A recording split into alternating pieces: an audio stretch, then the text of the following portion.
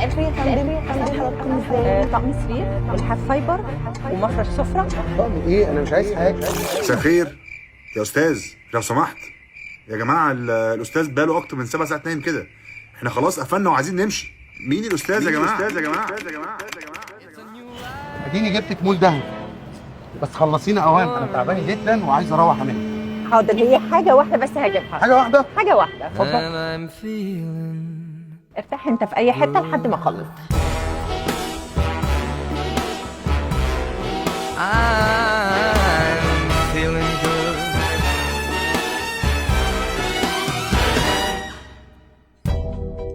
Fish in the sea, you know how I feel. River running free, you know how I feel. Blossom on a tree, you know how I feel.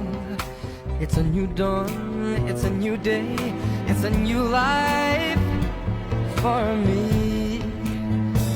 and I'm feeling good. ايه ده؟ في ايه؟ في ايه؟ هو ده اللي حاجه واحده؟ انت قصدك هنمشي الساعه 1؟ يلا يا هاني.